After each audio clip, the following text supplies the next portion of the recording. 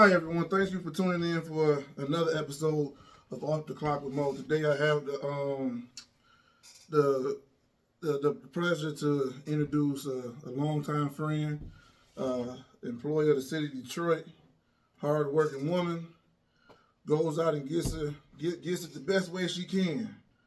Um, a wonderful mother to a wonderful daughter, and I would like to welcome everybody, Felicia, to the show.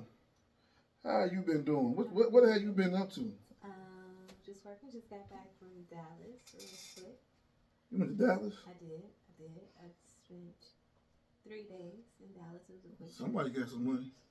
I was going to get my hair curled. You went to Dallas to get your hair curled? Yes. My stylist. Yo, you flew from Detroit to Dallas I did. for a hairdo. Absolutely. Why? Somebody got some money. Well, Can I borrow 50 cents? No, my stylist is from Detroit. Okay. But she lives now in Dallas. She moved to Dallas. So. Oh man, I need some friends like you. Shit, I'm gonna go get me a barber's job, and maybe my friends will come to Dallas or somewhere out of town just to get a haircut by me. But then again, if you got that wrist work, yeah, you got that wrist. I see that I'm wrist. Talking about the I stylist. see that. That is stylish. I see the wrist. About my hair. I'm talking about the wrist. I'm talking about what's that on your wrist. That stylish. You over there blinging. You over there a rolling? Let's move on. Is that a rolling? No, it's not a rolling. Ooh, wait, I'm blind. Ooh, wait. You talking about don't look directly into the eclipse? Boy, man. But I know we talked earlier about comedians. You know, some of your favorite comedians. Who are your favorite comedians? You know, when was how long have you been into comedy acts of all different genres, stand up, movies, sketches, all different types of style, genres of comedy. So growing up, what was your first memory of any type of comedic actions, stand up, movies, improvs? It was all Eddie Murphy then, right? But Coming to America was what, 1984, I think, and so. No, I think it was much later than '84. It was. Was it? Yeah, I think it was after '84. Okay. I had to do my homework on it, but I think it was. We had to do a little research, but I feel like It could have been they had a Jerry curl in there. that was around that era. So, he was stand up. You had Coming to America. You had his stand up. You had that. But like I said, Coming to America was one of my favorite movies. What was your favorite part? Comedic. But honestly, I loved when they were trying to make the money from McDowell's. Yeah. And Arsenio Hall and him and Sexual Chocolate and with the guys in the stand, that boy good. That's your favorite part? Yeah. You don't remember the scene? What do you mean? I remember the whole movie. How that scene go? You want me to act out the movie? Yeah, like when they did the introduction of Sexual Chocolate. Okay, when he came out.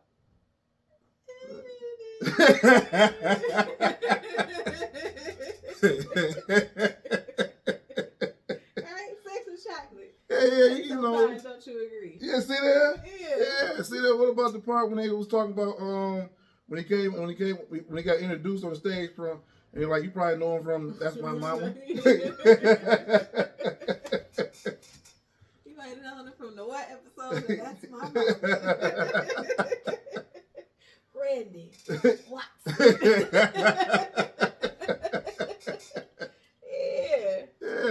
I love that movie. I think me and my sister snuck in to go see that movie because it came out the same time that Who Framed Roger Rabbit. Okay. And my mother dropped us off at the mall to go to the movies, go see the cartoon. Okay. And we snuck in to see Coming Coming to America. Yeah, buddy. Yeah. How did you feel about them doing the remake 20 years later? Or it wasn't a remake, right? It was it's like a sequel. I don't know. I ain't really care for it too much. Okay. It just wasn't. I don't know. It just wasn't the same. I mean, some movies you just can't. you can't top. You know, you know, especially with sequels. And when you have to me, when you have a movie like that, that's like a such a classic. yeah, such a classic. Yeah. You know, you don't want to follow that up with something worse, because plus it's gonna be harder to even get, you know, make another movie just as good or better. Right. You know, some things you just need to leave let alone. Yeah. Yeah. I felt that way. I still feel that way. The first time I watched it, exactly what you're saying. I watched it again, but I just accepted that I can't watch this expecting the first movie. Like, let this just be something separate. You know what I mean? And I was able to enjoy it a little better. But my sentiment, exactly everything you said. I don't remember too many other scenes. I can't recite too many of the scenes. You only watched it once. Yeah. Yeah. Yeah, I only watched it once. But, I mean, if the first one came out, you know, in the mid to late 80s, and you still know the scenes and the lines, yeah, that means it was something. But you do the second one, shit, I don't know none of that. It's not as memorable. No, I don't know none of that stuff. Fair. Yeah, so Coming to America, I think the first, I'm not sure if it was necessarily the first movie, but the first comedic person that I gravitated to had to be when I was younger. It had to be Sanford and Son. Okay. When I was young, I used to love Sanford and Son. My grandfather would get off work at like 11 o'clock at night, and I'd be in the basement waiting for him to get off work. Yeah. And then we would watch Sanford and Son. Okay. And I just love the way that Fred would go off on Esther and all the, you know, all the shit that would go on, you know, grabbing his heart, telling him I'm coming to join you. You know, Fred G. Sanford, the G stand for gambling, you know, talking, you know, him and Esther, like I said, him and Esther going back and forth, and you have Woodrow, Esther drunk husband, she's supposed to be in the church so bad, but her husband is an alcoholic, you know, but, yeah, that was my first, between that and the Benny Hill show. I don't know if you remember the Benny Hill show. I don't. No, see, the Benny Hill show was comedic. I think it was a European improv show, but they was, like I said, they was in Europe, and it was called Benny Hill. You know, so it was like sketch comedy. Yeah. Type? Okay. And they would just run around real fast, and then they would have ladies on there, and the guy would trying to look up her skirt, and then she'd catch him looking up skirt, and she'd hit him, and looking down her shirt, and then she'd hit him, and things like that. It was like a NC-17 comic sketch. That's what it would have been at today's age. That's what it would have been. That's what it would have been compared. Yeah, because back then it came on like channel 62. Okay. So it was on public TV. Okay. Yeah. So between Sanford and Son and the Benny Hill show, that was my like actual introduction to comedy. Yeah. Okay. And then from there, I went to watching watching the Little Rascals, just anything that would be like funny to just make me laugh. Yeah. And then I go to school and then try to do some shit. Yeah. I'll be done fuck it up by the time I got to school in the morning. You know, telling myself I can't wait for this. I can't wait to get to school. They gonna love yeah, they ain't gonna see this one coming. This. Wait till they hear it. Shit, I'm gonna fuck them up with this one. You know, we used to talk about people. We used to talk about each other all the time, and you hear a good joke on TV. Oh yeah, I'm using that one. Yeah, I'm using that one. When he say this, I'm gonna say that. I'm gonna fuck him up with that one. I'm gonna fuck him up with that one. So you know, so comedy has always been like a release to me. I don't know about with you though. Okay. How's it been for you? What does comedy do for you? Well, see, that's what I said. It's the whole, it's the escape. You know, it's the escape, and then it binds whoever you're watching it with, whoever you're enjoying it with. You know, no matter what is going on and whatever just happened on the daily and all of that stress, we sitting here and we get to laugh at this together. It takes you away from whatever was going on. Like I said, whoever you share that moment with, you know, it's like, it's an escape for you guys. It's a release. So Yeah. I agree with that. It is an escape. You know, most of the things I like to do got something to do with something funny. Yeah. You know, especially doing what it is that and you're in law enforcement. You know. Yeah. I mean. And you are too. Yeah, but I mean, so it makes sense, right? Yeah, because you gotta hear all these dang on problems. Right. All day long, every day. You gotta fix people's problems all day long, every day. You gotta write these dang on reports all day long, every day. And it's all fucking depressing. I've never written a report because someone had a good day. That's right. All my reports have been someone got shot, stabbed, abused, all type of shit. Yeah. So to be able to do something to take all that off of me, just listen to something funny and hear what somebody else got to say. And sometimes they had to say they're going through some of the same shit you going through. Right, They just make it funny. Right. That's really when you can relate to the artist. Mm-hmm. So okay. So who's your top? Who are your favorites? My all-time favorites. All-time favorites, but again, this is not a competition. This is not like this person deserves. No, this is gonna be my this is gonna be my my top 5. Okay. And I even got an honorable mention. Okay. Okay. So my first one, of course, is gonna be Richard Pryor. Okay. Got to be Richard Pryor. I was debating. I wanted him on the list because he just deserves to be there. So I'm happy you put him. Martin Lawrence. Love Martin Lawrence. You know when Martin. Okay. Eddie Murphy. Okay. For somebody who said they own. He made the list. Okay. Yeah, Eddie Murphy. Robin Harris. Robin Harris is on my list. Robin Harris is on your list? Robin Harris is on my Robin Harris is not on my list. Robin Harris is I just can't wait to hear what you got to say. Wait, Robin Harris is the black guy. Yeah. Robin Harris is the black guy. Very funny. I get it. I give him enough credit. Yes. Okay. Okay. My next one. Now I think this one should be on your list. If it's not, we just gonna shut this off now. Okay. Bernie Mac. Bernie Mac is definitely. Oh, okay. All right. Because we were gonna shut this whole dang on thing. Cause I didn't want to hear what your list had to be. Yeah. And then my honorable mention would have to be Robin Williams. Robin Williams is on my list. It's on your list. You said when you said Robin Harris, so I had to stop myself. Okay. So those are. So those are the ones that's on my list because I'm gonna break it. Well, go ahead and tell me yours real quick. Okay. Excuse me. Bless you. Thank you. Okay, so my list is I'm gonna have Dave Chappelle. Mm-hmm. I'm gonna have Robin Williams. I'm going to have Deion Cole. Okay. He's a good writer. I like him. I like Deion. I like him. Bernie Mac. Duh. Okay. And then 5. I enjoy Mike Epps. He's just silly. He's just silly. So Mike Epps. My honorable mention is going to be isn't it Wilder? Gene Wilder.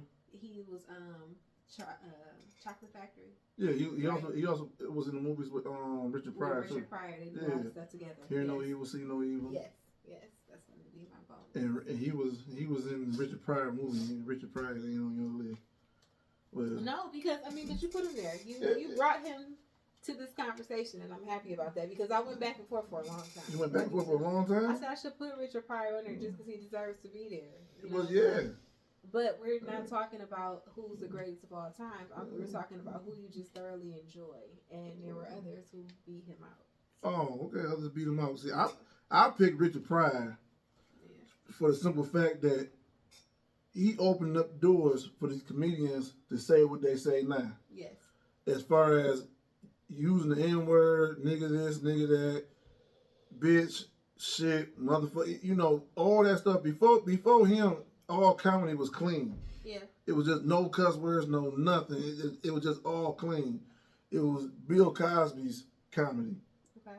And Richard Pryor started off that way trying to be clean, but it wasn't him. Yeah.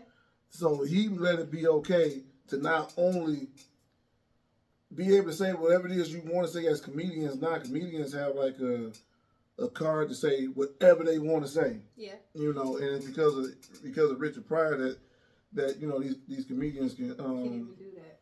Yeah, can do it. Yeah. Richard Pryor opened up a lot of doors and things. He also made it okay to talk about your shortcomings on stage.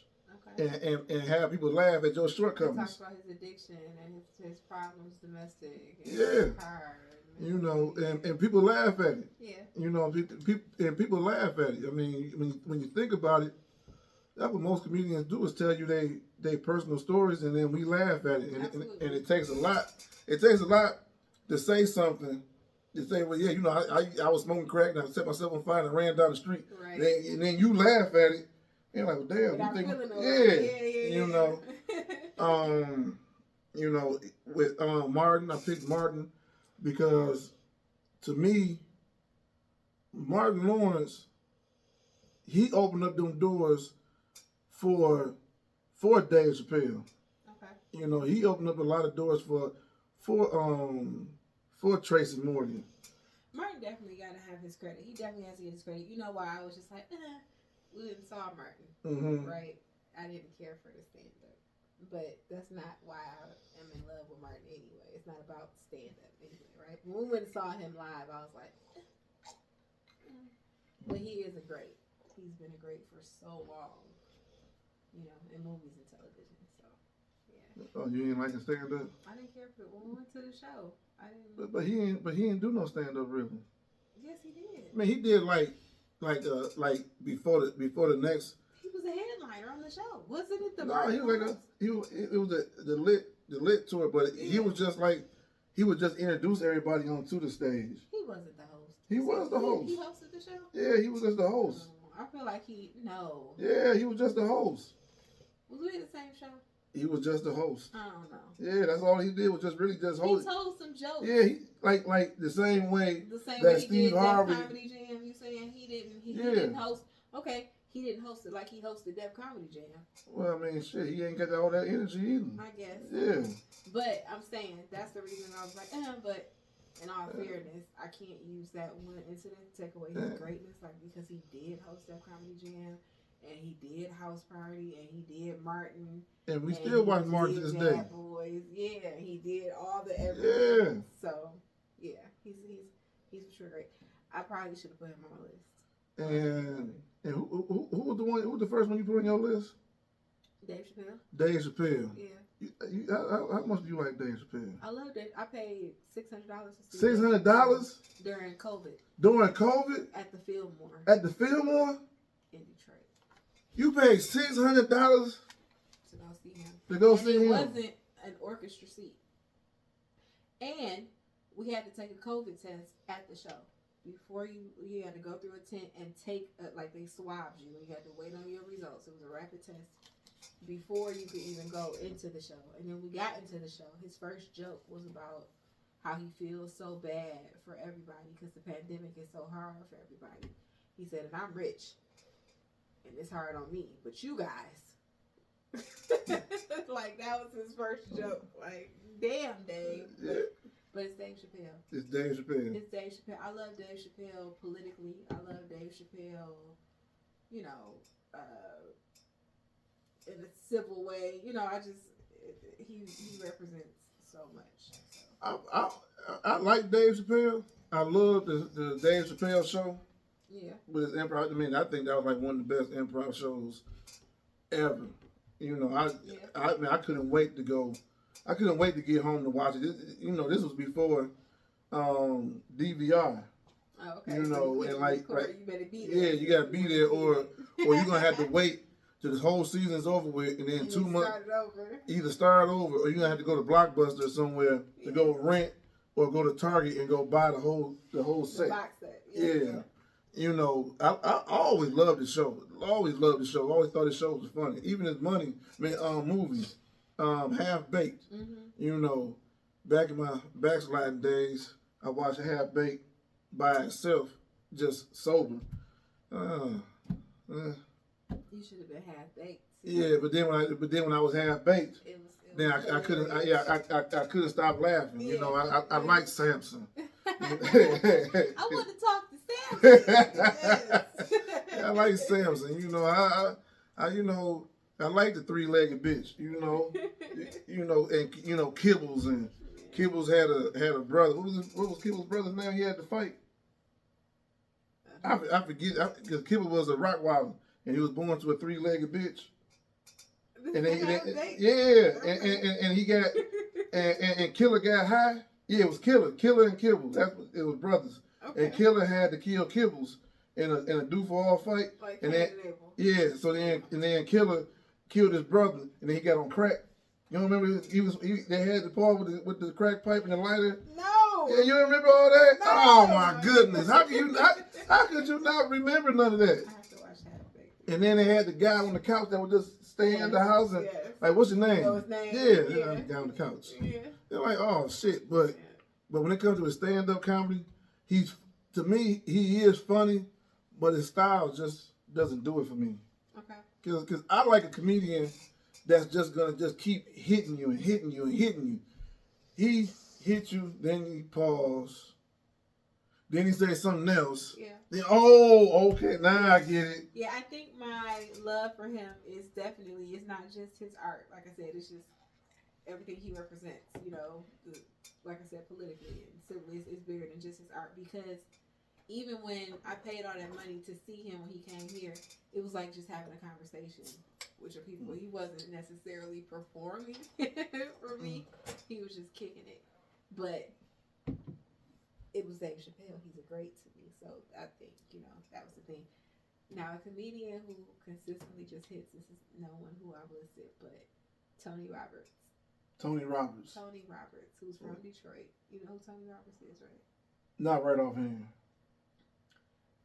He has this infamous joke where he's like, "You need your ass beat." He made a video about it, and he said, "I have to show you some Tony Roberts." He's a comedian. He's from Detroit, and he's been around for years, and he's famous. But he is, I'm talking about, he just keep punching. It's back to back to back. So I don't know. When I thought of that when you said, that Dave doesn't necessarily flow all the time. And what made you come up with Robin Williams? What do you know about Robin Williams? Robin Williams is, you still feel his energy. We can talk about him right now. You don't feel his energy, right? Yeah. So for me, Robin Williams was like, Mrs. Doubtfire and Jumanji. And, Robin Williams he did a lot of voice work, and he's Robin Williams. He's Robin Williams. He's funny, but I think when I'm picking these people, just like how I just told you how I felt about Dave and stuff like that, it's bigger than just their art. Mm-hmm. And Robin Williams was one of those energies, and then of course his story is just like, for him to commit suicide, that's something else. Some of the darkest people are comedians. Comedians go through some of the darkest things, but just to be able to use, like I said, comedy is therapy, and I think comedians are professionals who are able to utilize it as therapy, and they really help people just by sharing that type of stuff. So Robin Williams was like, if we're talking about the energy of it all, he's up there about the effect that you have on people with your art. Yeah, I love Robin Williams. No, I love Robin Williams. I've been watching Robin Williams since I was a kid with Mork and Mindy. Okay. You don't know about Mork and Mindy. I've seen. Yeah, I've been watching it since Mork and Mindy, and then all his movies, some of his stand-ups, and he just had, and you say ball of energy. His energy, he was just like a ball of energy in everything that he did. I know a lot of people talk about, black men wearing dresses, but shit, he wore a dress too. Yeah, he did. He wore a dress as well. You know what I'm saying? But don't nobody ever bring that up that he wore a dress just because he ain't black, I guess. But he put on a dress. Yeah, you know what I'm saying? And he had one of the best. That was one of the best movies out. Ever. Yeah. Especially at that time. It was one of the best movies. Throw Mama from the Train. Throw Mama from the Train. All those Miss Doubtfire. It's just like, and you say all the voice, voiceovers. Okay. Wait, Robin Williams was in Throw Mama from the Train? Wasn't that Robin Williams? Those are the two guys that I remember. I don't remember Robin Williams. I remember the short guy. Maybe I'm thinking about Mrs. Doubtfire. Okay. Yeah, maybe I'm thinking about Mrs. Doubtfire. But yeah, Robin Williams, even some of the greats watch Robin Williams. Yeah. Even with his whole going from stand up comedy to going into movies. Comedians now are just, I mean, stand up comedy is what gets them there, and then they just go into all these movies and all these advertisements and all these promotionals and all these things nowadays. Before comedians just used to be just make a motherfucker laugh. Right. But now comedians are sponsoring shit. You know what I'm saying? Doing everybody. Yeah. Is. Everybody is. That's the internet. Shout out to the internet. Man, but they I mean, you're starting to see billionaire comedians. Right. Kevin Hart, I don't know if he's a billionaire or not. Right. But if he's not, he awfully damn close. Yeah. You didn't see comedians with that success. Like that. You know what I'm saying? It's not just from just doing stand up or one or two movies here and there. Yeah. It's constantly making, comedians now are making brands. Yeah. You know what I'm saying? You look at a lot of them like another one I like, that I didn't put on the list that I do like. I like Dave Allen Greer. Yeah. Ooh, you gonna make me go back and read my list now. You said Dave Allen Greer, he came up, and then all of The Living Color came up, and I'm like, what am I doing? I didn't mention any of these guys. Yeah, you look at Jim Carrey. Yes. He came from The Living Color and just yes, he did. Skyrocketed. Yes, Jamie Foxx. Yes. The skyrocketed. Yeah. The Wayne brothers. Yeah. You know what I'm saying? Yeah. And you got so many of these, so many comedians out here now, that look like us. Yeah. That's just doing it real big now, and they're still funny. I even think, I don't know why. Well, I know why I didn't put them on my list, but had I did a list for a newer generation, I think Jamie Foxx would have been up there in the top. Jamie Foxx is funny. But you got me thinking about In Living Color. What was your favorite act on In Living Color? Man, I don't know if I had one single favorite act. Okay. I liked all of them. I liked Damon Wayne's skits with the bum. Mm-hmm. I like Damon Wayne's skits. Yeah. That's what Antoine, he peed and he pooped in the pickle jar. Yeah. And he had a cardboard mansion. Yeah. I like David Wayne's skit, David Allen Greer's skit when they played the two gay guys that was in the movie. Men on Film. Men on Film and two skits. That's my favorite. That's my absolute favorite. Men on Film is my number one. I like Jim Carrey. When he used to do the muscle lady. Vera. Had the little two ponytails, and he would do all Is that the same one who burned her lips with the curling iron? I don't remember that one. At the end of the workout, I don't know why he would grab a curling iron.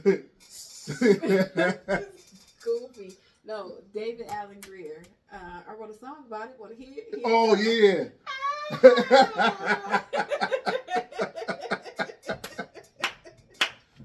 Man, yes. I used to stay up late at night on school nights trying to wait till I come on and watch it. Knowing I was supposed to be in bed. And then Jennifer Lopez was one of the dancers. Yeah. Yeah. And Jamie Foxx said, I remember when she was just, hey ho. Yeah. Now she don't want to talk to nobody now. Yeah. She bougie now. Yeah, real bougie now. Man. Man, I can't believe I didn't. Yes. I mean, it's a million comedians out here. It's so many. And you really have a pick of the litter on comedians because you're always gonna forget somebody. Right. Even if it's comedians to music artists, you're always gonna forget somebody. Like, oh shit, I should have picked this, but I should have said this, I should have said that. Yeah. But each one of them has always left some type of imprint on you from what they've done. 20 years, 30 years ago, you can still recite a lot of their damn, jokes. Yeah. Like another one that I had on here was, Bernie Mac. Bernie Mac. I remember Bernie Mac when he first came on. He came on Def Comedy Jam. Yeah, he came. With his face on. He was on there. He was on there a couple times. I think he was on there twice. Okay. Yeah, he was on there twice. His when he did stand-ups and he did movies, everything he did, he stole the show. Absolutely. Absolutely. He stole the show on Absolutely. everything he did. Even what was the one with House Party? Yeah. Yeah, you like, ooh, I know you're not. They used to call you Jawbone. They don't like you. Fuck them. Yeah. Fuck them against the wall Yeah. with super glue across their lips. Fuck them. Yeah. Yeah, you know Bernie Mac, and he just was just you know just non-stop. Even to his last movie, Soul Man. You know. I love Soul. Yeah, all that. You know, some there playing with the gun and shit, playing with the gun, and the gun go, ooh, I ain't mean, you know, all that. He came to his apartment. Oh yeah, yeah. You the dog, motherfucker. I see the dog food, but I don't see no dog. You the dog, motherfucker. You know, even with Eddie Murphy and Martin Lawrence, he stole the scenes when he was in there, you know, with them in life. Yeah, Jangalang. Yeah, Like Jangalang, like your hands soft like a leg. And they were all laughing. Yeah, really. you got any so you probably don't have no problems adjusting, huh, do you? Like, no, I shouldn't. Yeah. Jangalang, what I tell you about pitching on the job, boy? Yeah, my daughter likes Bernie Mac. She watches the Bernie Mac show. She's 11. Yeah. And if you ask her who her favorite comedian is, she's gonna tell you it's Bernie Mac. You know what I mean? So he just, he's the man. Yeah. I love Bernie. I love Bernie Mac. I wish I would have got a chance to see him, you know, live, you know, on the stand up. But shit, he even stole the act on the Kings of Comedy. Yeah, listen, this doesn't really have much to do with the comedians that way, but your celebrity crushes, like for me, is Bernie Mac.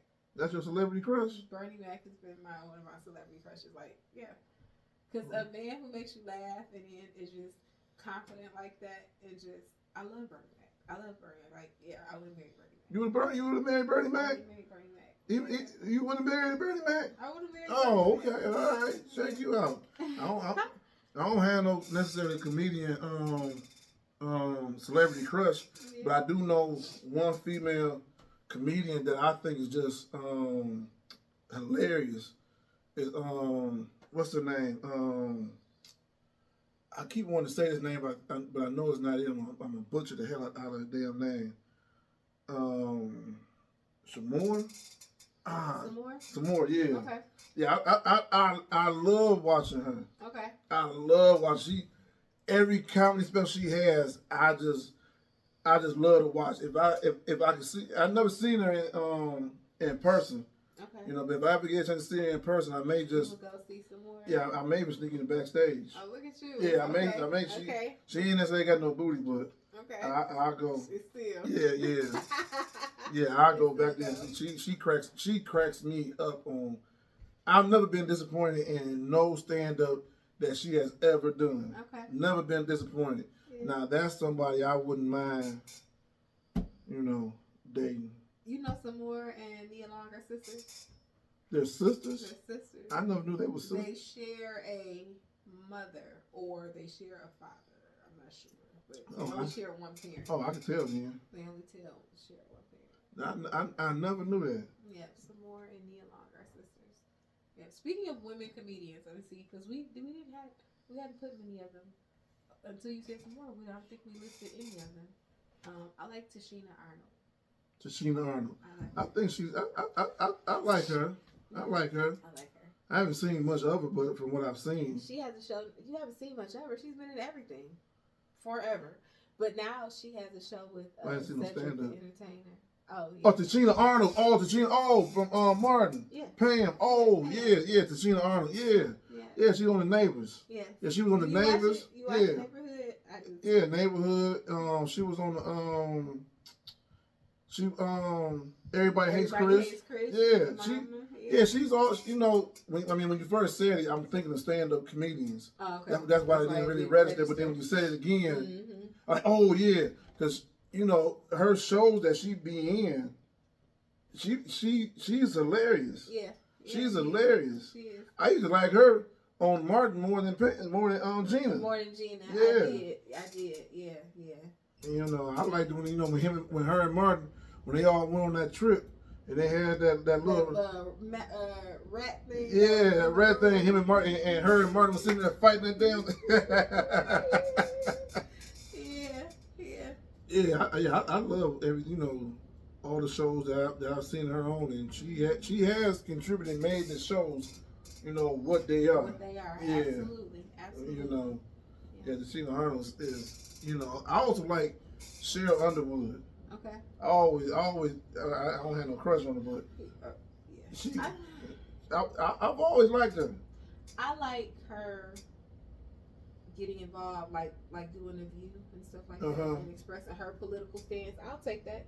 I'll take her coming from the tutelage of Steve Harvey, right, and learning what she learned. I'll accept that. But as a stand-up comedian, I don't care for it, because I think Cheryl Underwood came out in a time when you had to be vulgar. Women weren't accepted just funny. Mm-hmm. You had to be, and she was just really vulgar, and it was unnecessary. But she was too vulgar for you. Well, I like the vulgar. In all fairness, I didn't mess with women comedians for a long time anyway because of that. Because they was vulgar. Because I felt like they had to be vulgar. Like, just be funny. Well, in anything that women do most of the time, especially black women, you have to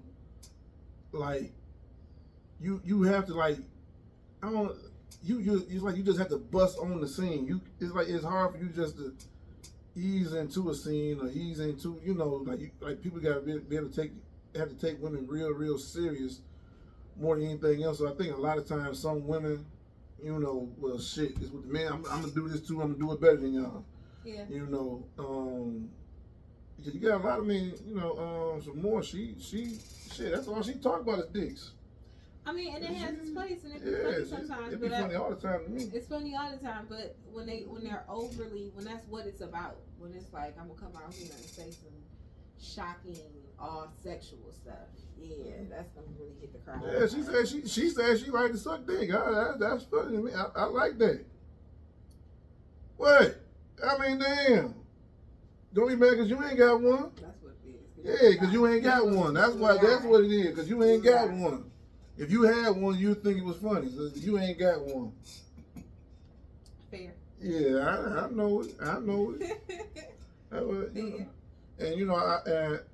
And I put, for me myself, that we were talking about earlier, with our favorite comedians, top comedians. Yeah.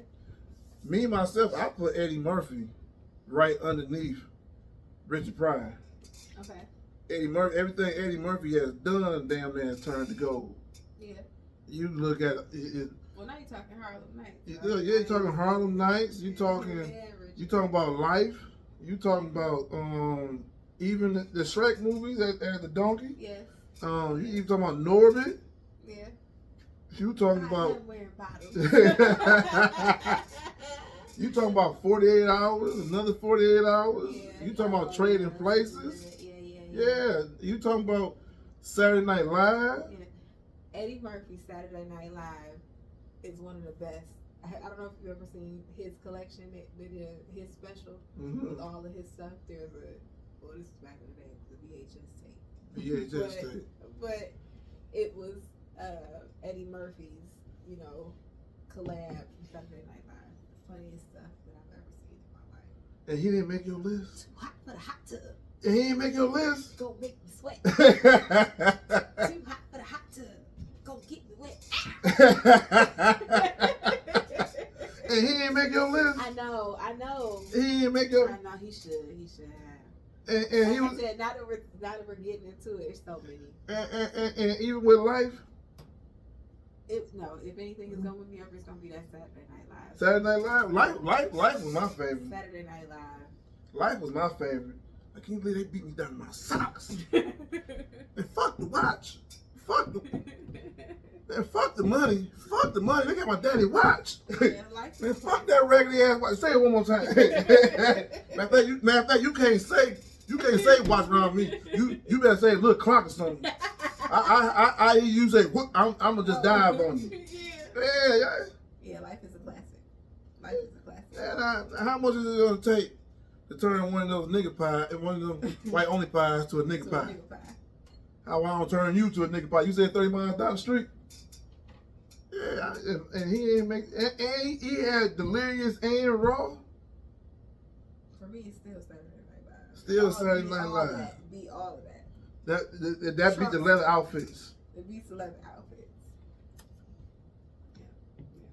But he ain't make your list. What was his poem? Hold on, I'm gonna recite his poem on Saturday Night Live. From oh my gosh. And then all of his things. I wanna be a hoe. But no, what was his poem? I don't remember the poem. The poem of the guy, he was in jail. Oh my God. Hold on, give me a second. We waiting. I don't remember the poem. Dark and lonely on a summer night. Kill my landlord. Kill my landlord. The watchdog barking. Do he bite? Kill my landlord. Kill my landlord. Slip in his window. Break his neck. Then his house I start to wreck. Got no reason. What the heck? Kill my landlord. Kill my landlord. Then he look in the camera and he go, C-I-L-L. My landlord. C-I-L-L. I think he missing the stick to go behind the C. To turn it into a K. The guy was and he ain't make your list. I know. And he ain't make your list. I might go back and redo my list. It's too late now. After this conversation. It's America done heard it now. There's so many people at Trevor Noah. I love Trevor Noah. Trevor Noah can't touch Eddie Murphy. No, he can't touch Eddie Murphy. Yeah. But again, I told you that's the difference with men and women. Yeah, this is not a competition. Well, I'm a man. We are not ranking who I'm a is man. the best. It's just an some opinion. Some things are just known and factual. Okay. Well, it's just my opinion of who I thoroughly enjoy. And who you thoroughly enjoy. Eddie Murphy, right underneath. Right underneath Richard Pryor. Richard Pryor, Eddie Murphy, Bernie Mac. I heard you. Yeah. I heard you say it. You didn't say Martin? Martin is 4. Martin Lawrence. He 4. Well, he would be at the bottom of the list. Who else you say? Oh, Robin. Yeah, Robin Harris is 4, and then Martin Lawrence is 5. Yeah. And then you know who else I got? Who? Wanda Sykes.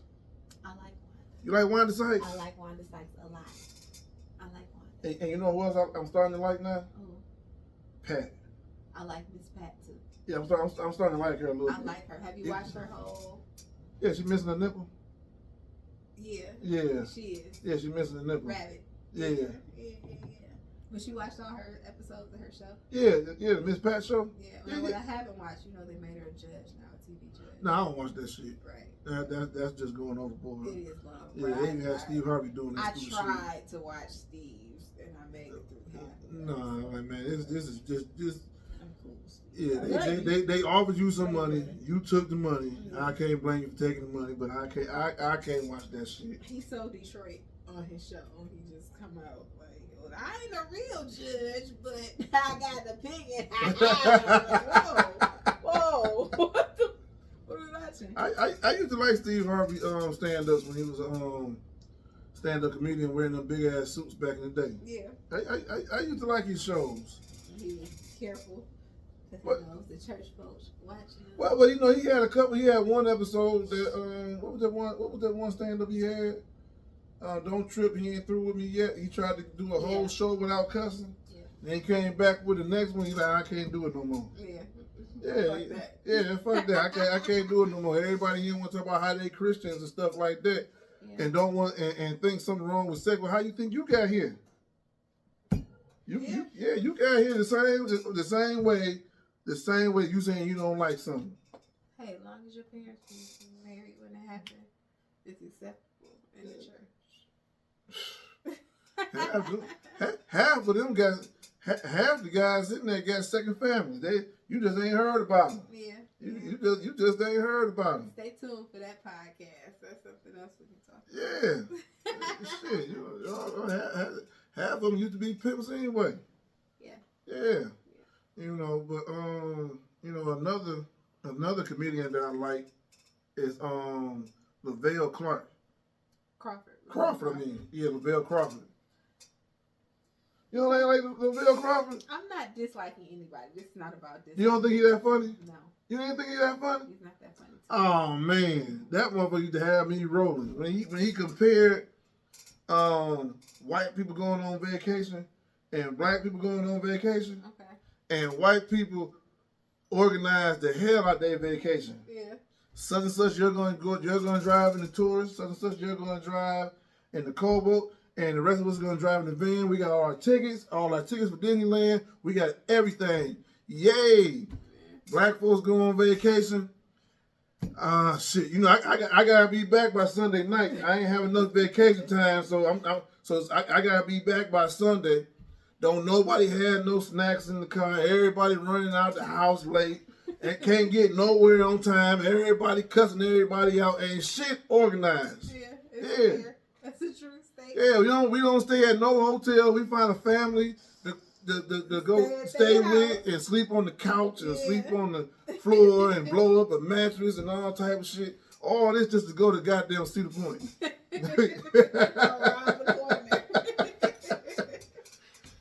Yeah, you know, and when he was talking about, you know, he had another one when he was talking about his mother, and I can't remember if it was his father or some other guy or boyfriend was having sex, and they could hear him having sex in the other room, and he talking about some, what did he say?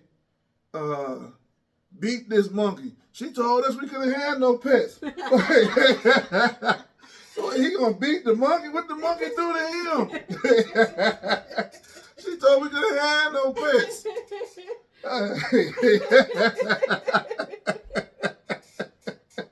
I like that. Yeah, Lavelle. Yeah, he's cool. Yeah, he got so many of them, man. He used to have me. I used to be crying at some of his jokes. Yeah. I used to be crying at his jokes, man. You know. You know who made me laugh like that? Patrice O'Neal, rest in peace. It's a good one. He's a great comedian. When did he pass away? Patrice O'Neal, years ago. Health issues, diabetes, something like that. But he's a great comedian. Good honorable mention. Don't forget Patrice O'Neal. Rest in peace, Patrice. All right. Yeah. Okay, so I put Deion Cole on my list. Do you like him? Yeah, I like him. Yeah. He's funny. I watched all this well, at least I think I watched. Well, at least his Netflix specials. Okay. I watched all his, his Netflix specials, when he talk about things that make him think and shit. Yeah. Like they got A batteries, B batteries. No, they don't have B batteries. There's no B Yeah, like why we don't have no? We got A batteries and C and D batteries, but we don't have no B batteries. Yeah. Like who came up with this shit? Like that's a very good point. Yeah. Like who came up with this? When he was on Grownish. Yes. And he was on Blackish. Yeah. So you remember him from Def Comedy Jam? When I seen a preview of it, I kind of remembered it, but I didn't remember him so much on Def Comedy Jam. Yeah, I think that I like because he's a writer. His thing always has been on stand up ever since Def Comedy Jam. He would come out and he would tell the jokes, but then he would have a list of jokes. And he would tell the jokes to the audience. He'd say, "Hey, y'all tell me if you like them or not," and he would pretend that he's checking them off, whatever. But I think that was his real process a lot of the times, and because that's what he is. He's a writer. So I like Deion Cole.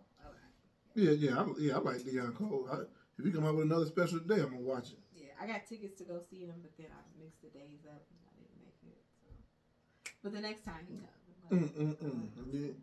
You got the tickets and I got tickets. It was like 2 years ago. It was like in November, and I had it off by one day.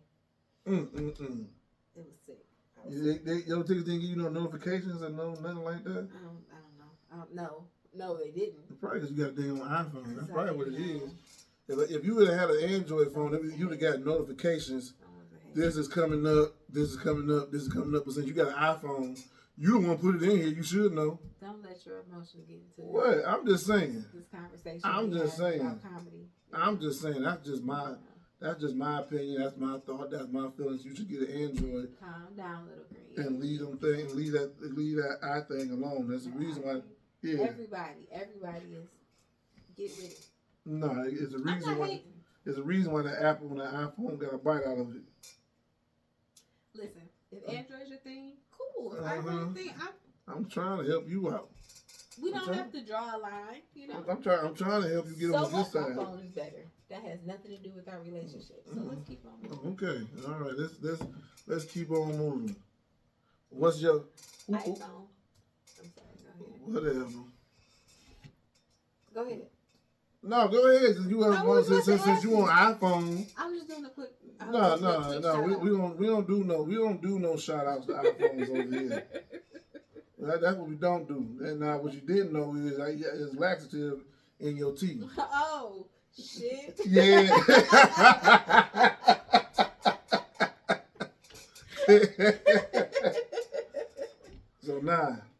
So when you need a refill. Yeah, you gonna need a refill because you want to empty out real fast. No, he wouldn't even do that to me. He wouldn't do that to me, would he, Maverick? So other than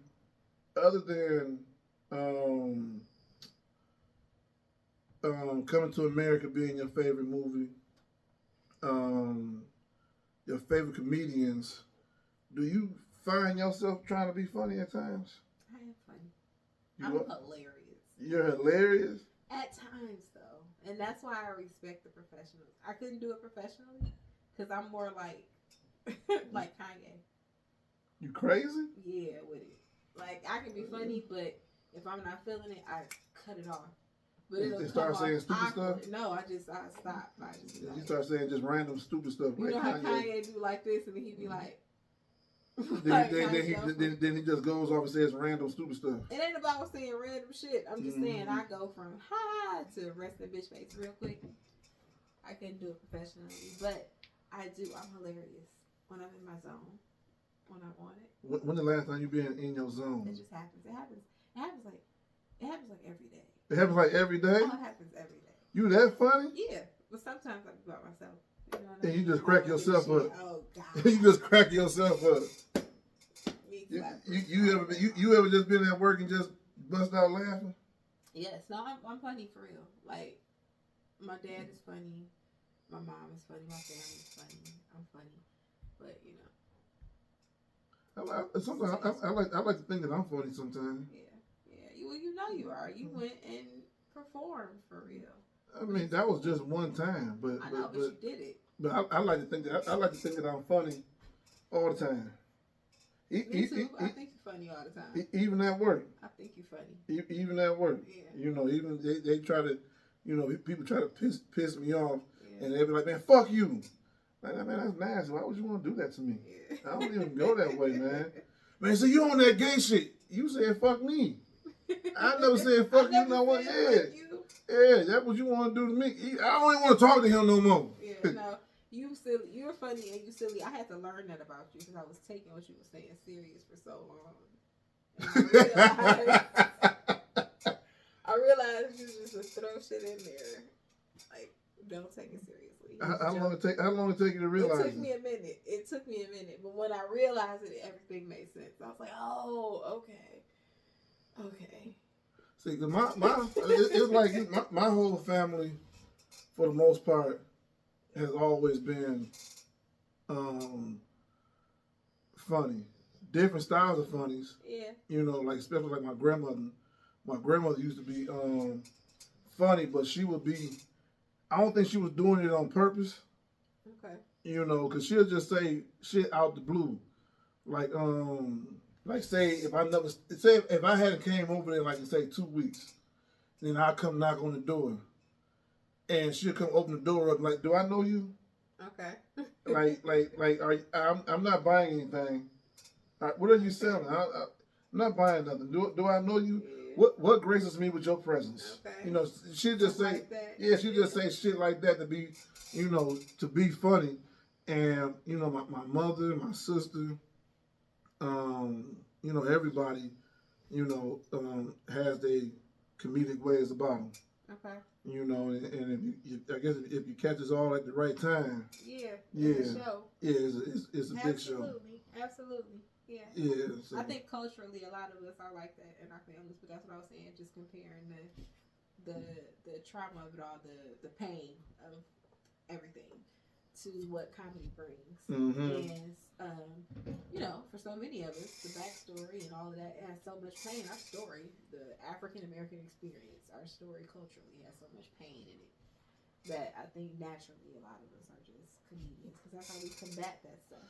Yeah, because when I did it myself, it was a way for me to put out to have a release from what I was going through, at that time. Yeah. A few people knew what it was I was going through, but everybody didn't know what it was I was going through, and they just thought, I was just, cracking jokes. Right. You know what I'm saying? Just coming up with shit, which I, in a way, sometimes I can just come up with stuff off the top of my head just to be funny about it, and some things I do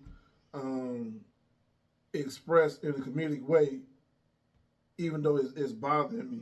Okay. It's bothering me, so I'm gonna put it out there, and you may catch it, you may not catch it, but at the same time, now I got it off my chest. Okay. I don't gotta deal with it no more. Yeah. So that's how I deal with it. A lot of stuff is trying to be funny versus trying to be so serious and so angry. I mean, don't get me wrong, I get angry at times, but most of the time I try to combat it with something funny. Even when one of my coworkers is upset about something, I try to find the bright spot in it. You know what I'm saying, and make it and turn it into some type of joke. To get you to laugh or smile or smirk or do something. Yeah. So it's just, it's just in me, and I believe what they say. For the most part, laughter is the best medicine. Yeah. I believe that to be true to the fullest. And I think, when you laugh at things, it's, you just releasing a new set of energy. You're putting something. You're putting something. You change the power in whatever that thing is. Even I be working at the hospital, and some of the people that's coming in there 9 times out of 10 don't nobody want to be in there when they come there. Right. You know what I'm saying? And if I can put some type of smile on your face while you're here for that moment, I guess I've done something. Yeah. I've done something to brighten your day in some type of way. Because you can't say you was mad the whole 24 hours. Right. You was probably mad 23 hours and 45 minutes. You know what I'm saying? But at least out of them 15 minutes, you was happy about, you laughed about something. Yeah. Yeah. So, comedy is just something that I've always loved. Okay. Yeah. Yeah. That's who I am. That's what I do. Put a smile on your face. I know. I got a smile on my face. I need a refill. You need a refill. Yeah. You an alcoholic? This is tea. This is not a Modelo. Since we pointed stuff out. Is it really though? Is it really? Is it tea? Is it a hot toddy? No, you just told me it was a laxative.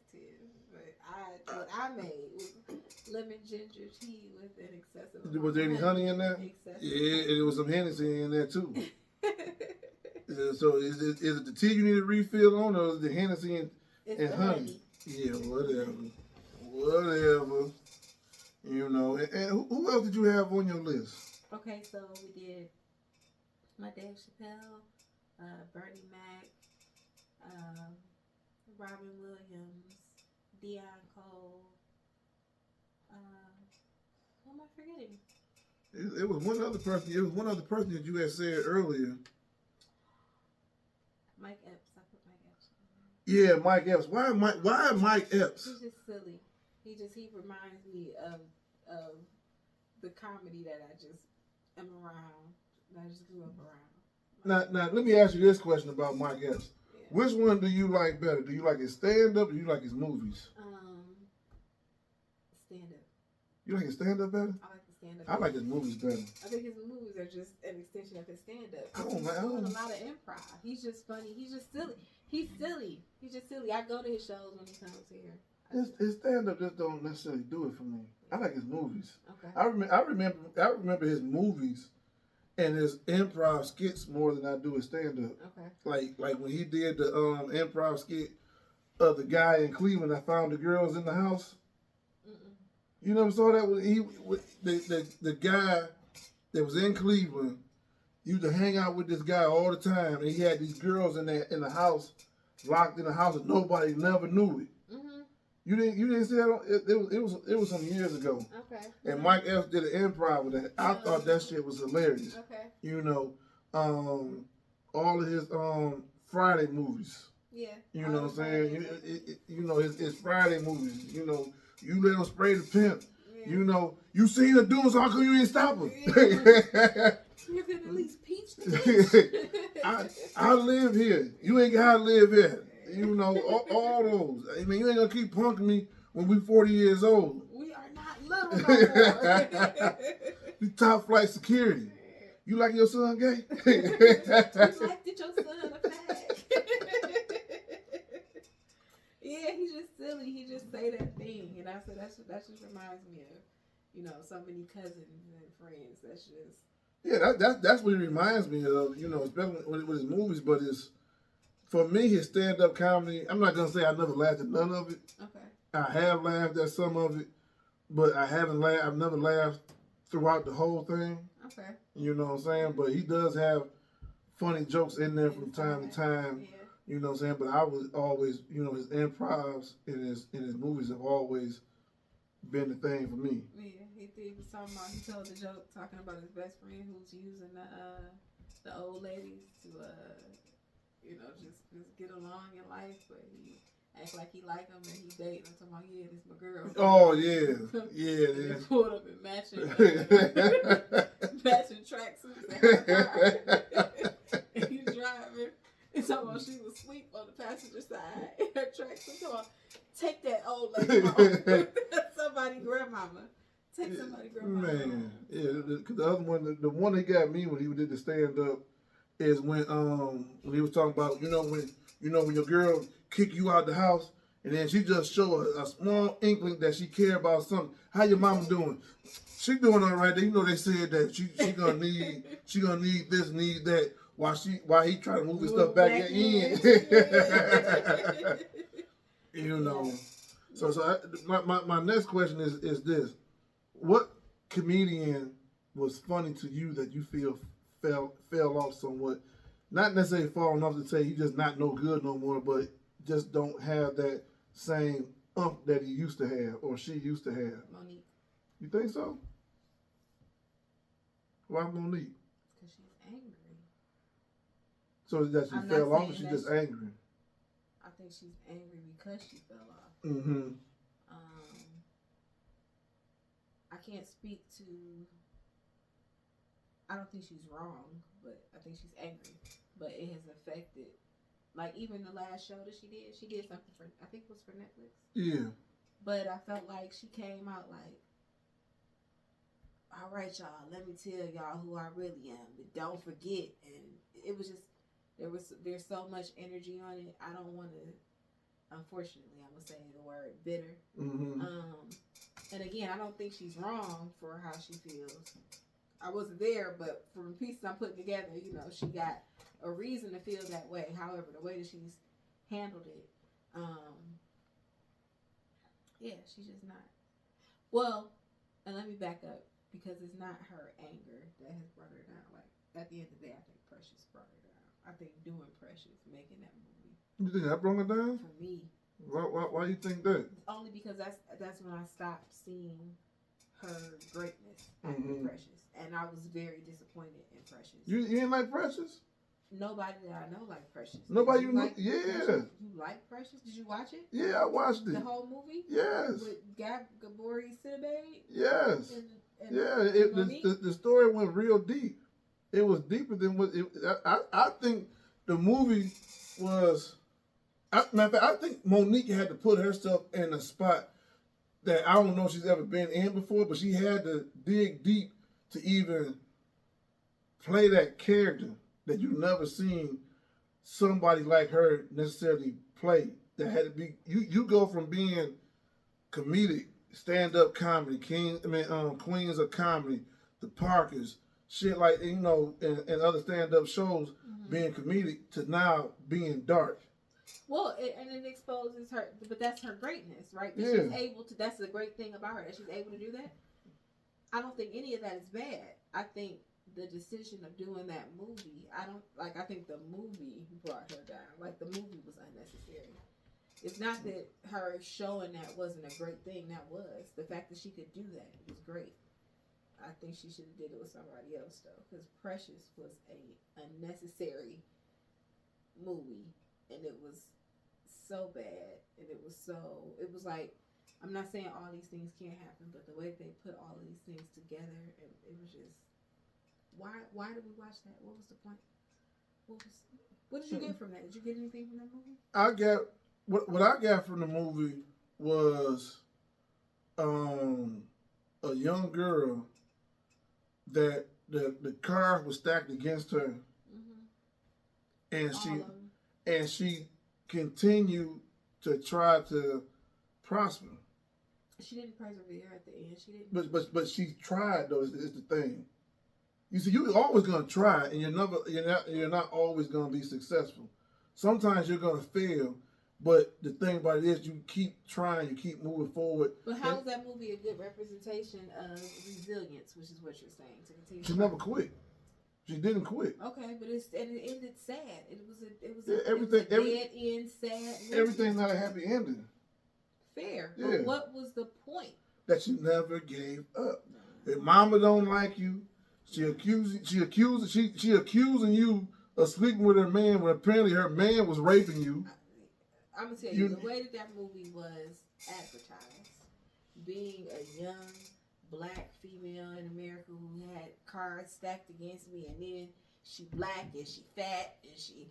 So me and all my friends, we fat, we black, we young, we gotta see this, we're gonna be able to relate. And it was like, what the fuck is this? It was so, and everybody had their own darkness. There are pieces of that movie that everybody can relate to, but none of us could say, oh yeah, you put all of that together and it makes sense. It was just like, you guys found the deepest, darkest, most terrible, okay. Because that's art imitating life. Okay. But what's coming from this? The majority of the girls, I'm not saying people can't relate to that. There are some dark, deep, right? But that movie went so dark and deep and compiled so much of that together that now I'm willing to say it's a very small percentage of women who watched that movie who were like, this is my story. I'm willing to say it's less than 10%. It could be less. It could be more. But we just don't. Man, I guess if you've never seen them, we just don't see them. But I believe, as a matter of fact, that was even that was the best acting Mariah Carey ever done. I don't know if she ever acted in anything else, but that was the best. A social worker. Yeah. Precious was a terrible movie. People walked out the theater and I understood it. I don't know. I kind of liked it. I kind of compare. I mean, it's probably getting off track. It's probably getting off track a little bit, but I kind of liked it because it also kind of reminded me of Will Smith's Pursuit of Happiness. How so? How does Precious in Pursuit of Happiness? Because he never quit. Yeah. People gave up on him. His wife gave up on him. He never quit. He kept his son, and he never quit. He just kept going and going and going. He went to work with one shoe on. Okay. He went to work, with $5 in his pocket and gave his last $5 to somebody for a cab, not knowing for sure if he was even going to get that job or get that $5 back. But he kept going. It's the character of that. Yeah, he never quit. And I feel like just like Precious never quit. She tried to go to school. She tried to do the right things. Yeah. You get to why you bringing this white bitch to my house, ringing my bell, about to fuck up my Social Security and my food stamps. Shit like that. It happens. But that's like you said. But that's all kind of dark and stuff like that. But but that's what the part that if you live in that type of life, and your outlet could be comedic. Yeah. You know what I'm saying? Listening to other people's pain. Yeah. Laughing at other people's pain and forgetting about yours for a minute. You know what I'm saying? For them 45 minutes, 30 minutes, however long it is, an hour show, I'm forgetting about all my pain and I'm laughing at yours. And sometimes people don't even realize that. That's what's going on.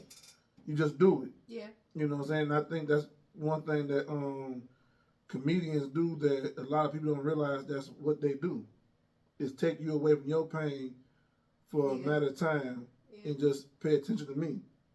But one comedian that I felt that started off real hot and has fizzled out for me, I think Kevin Hart has kind of fizzled out for me. I don't know if it's because he done ran his course, or because he don't have that. It's like being a brand new artist that with music.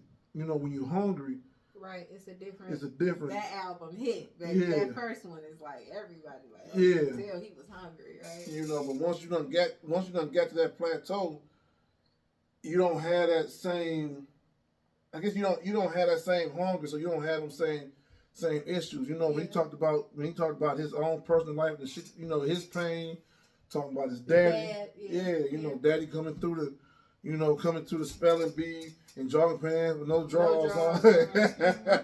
my son's spelling the hell out them goddamn words. Like, all right. You know what I'm saying? But you know, I mean, I guess it just goes without saying that, you know, shit. I agree with you that his comedy doesn't hit like it used to, you know, that way. But I think he sees that because he's so involved in. I think that he's still growing. I mean, you know, like he's blossoming into whatever else that he's gonna do now. You know what I mean? Yeah. Like, he can host something like he hosted this Tom Brady thing. Yeah, I seen a piece of that. Yeah, and in that regard, he didn't have to be the main attraction, right? All night long. His company, Heartbeat, like you said, people building stuff off of their comedy and stuff. I think he's a businessman. Yeah, he is. And I think he acknowledges the same thing that you do. That I'm not out here Kevin Hart selling out my show because I'm just so funny and nobody has heard it before. You know what I mean? I did that, and it's ran this course. He's still gonna be him. He's still gonna do whatever every now and again. But yeah, it's definitely not the same from when he first started. No, and I think and that's the difference with. I don't know if it's a good difference or if it's a bad difference or if it's an indifferent different, but that's what Richard Pryor stayed in problems. Okay. And he stayed talking about them same problems. Okay. No matter how successful he was, he had problems. You know, when he told the joke, you know, that his woman wanted to leave him. Yeah. And she was gonna take the car. He's like, not in my car. And he assaulted the car. Yeah, he shot all 4 times. Yeah. You know what I'm saying? And then the police came. And he like, police don't kill cars, they kill niggas. Yeah. You know what I'm saying? But yeah, I guess that's that pain that he had so embedded in him from growing up. Yeah. That he just couldn't get.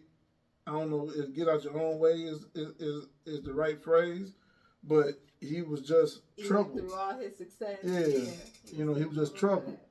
You know what I'm saying? But he was able to put that onto, you know, into his comic acts. Yeah. You know what I'm saying? Which made him great because he could do it for so long. But now everybody has a brand now. Everybody has to protect themselves. Now, and there's nothing wrong with that. There's nothing wrong with that. I mean, however you got to get your money by all means, then you know that's what you do. Yeah. You know what I'm saying? You got to do commercials. Do your commercials. You making movies, and things like that. But once corporate America gets to you, now you gotta become corporate.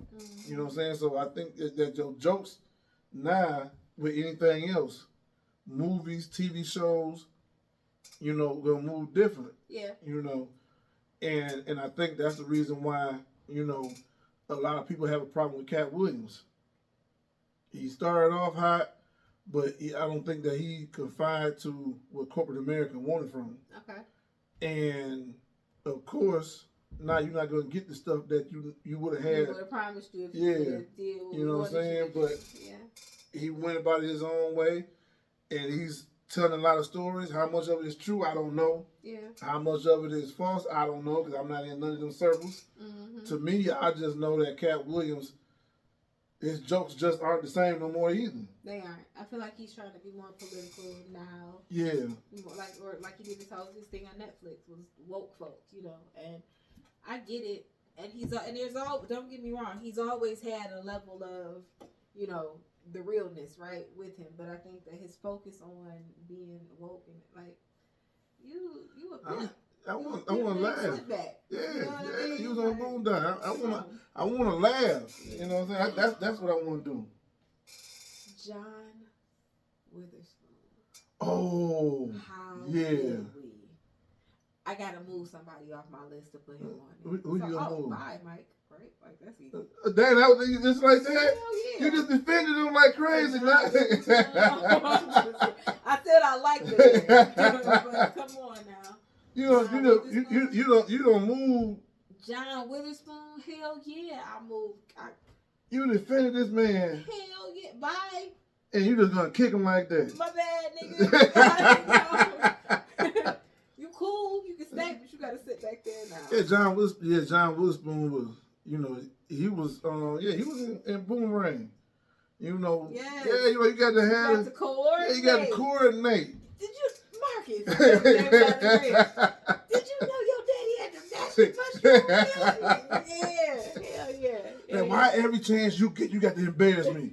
That's from your side of the family. I ain't married your mama just for her cooking. Your daddy ain't married you for my cooking. Bang, bang, bang. I think your parents in my bathroom smoking. They in there fucking. Yes. Yeah. Yeah. The one show I watched him on that was like real. I don't know if a lot of people watched this show, but it was super funny to me. That he was in it. Charlie Murphy was in it. There was another comedian that was in it. Real talk. I can't remember his name. It was called Black Jesus. It's a show? Yeah. I've seen that show. It came on, was that Swimsuit Network or something like that? I don't know, but I've seen an episode or two. You only seen an episode or two? Yeah. That show used to crack me up. Okay. That show used to... Well, John Witherspoon played the bum. One comedian played Jesus. He sure did. Charlie Murphy was a landlord for the apartments building they was living in. Oh, see, I never saw him on that. Oh my goodness! I've only seen maybe 2 episodes for real. Oh my goodness! Yeah. And you said you like comedy? It was funny though, the 2 episodes. And you only saw 2 episodes, and you said it was. And I saw John was doing something about. Was he live in the car or something? It was something about he was living wherever. He lived in the car. He lived in the cardboard box. He mooching off people in their homes. Yeah. I can't believe you ain't never watched all the episodes or near the episode. A lot of episodes of Black Jesus. Yeah. What kind of comedic person are you that don't know about Black Jesus? I do know about it. I've seen 2 episodes. That don't count as I watched it. Yeah. That just says I seen it. That's all that say. You can't be a comedic connoisseur and not watch comedy things. And that's one of them. I'm disappointed. All right, we're gonna have to next time we're gonna have to get our tea set up down here too. See, you straight. You got the bar. You got all you can just grab you another drink. I can't. Well, that's like a personal problem. I'm just saying. Should grab some more. I'm just saying. But anything else you want to talk about comedic wise? I don't know what you got to. Well, I mean, I'm talking about comedy, and you haven't seen. You've only seen Black Jesus. Oh, so we shutting it down because clearly I don't have. Yes. No, because you haven't. What then? How about we put a pin in it and we go watch some comedy, and then we'll do a part 2. A part 2 after we get some. Well, ladies and gentlemen, this is another episode of Off the Clock with Mo. Appreciate everybody for showing up. Hit the like, hit the subscribe, and watch us. And I guarantee you, watching me, you're going to have a good laugh. I keep you going.